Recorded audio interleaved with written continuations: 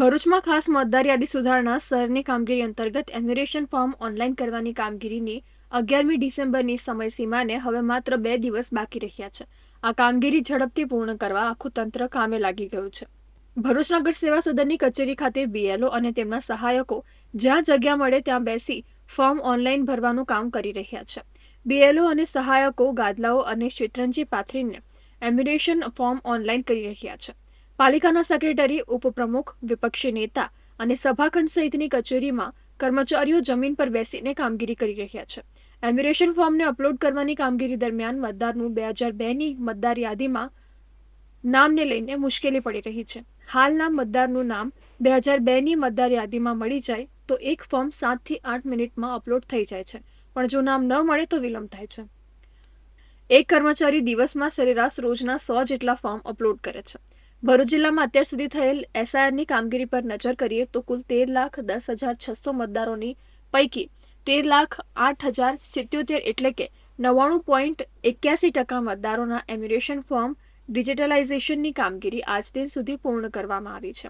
13,08,077 એટલે કે 99.81% મતદારો પૈકી અંદાજિત 10,92,359 એટલે કે 83.35% મતદારો દ્વારા ફોર્મ પરત જમા કરાવી અપલોડ કરવામાં આવ્યા છે. ભરૂચ જિલ્લામાં મૃત્યુ પામેલા મતદારોની સંખ્યા અંદાજે 70,147 છે.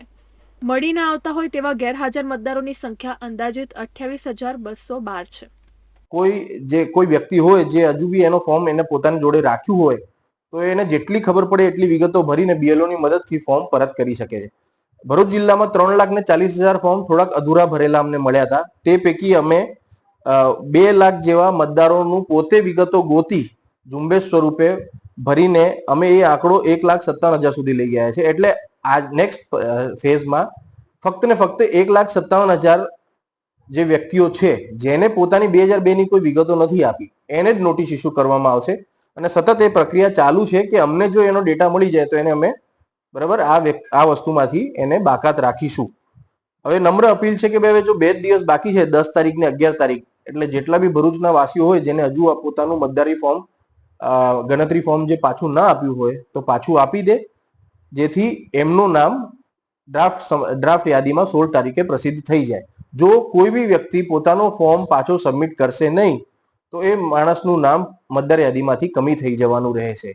એટલે સૌને વિનંતી છે કે પોતાનું ફોર્મ સમયસર પરત કરે. આભાર.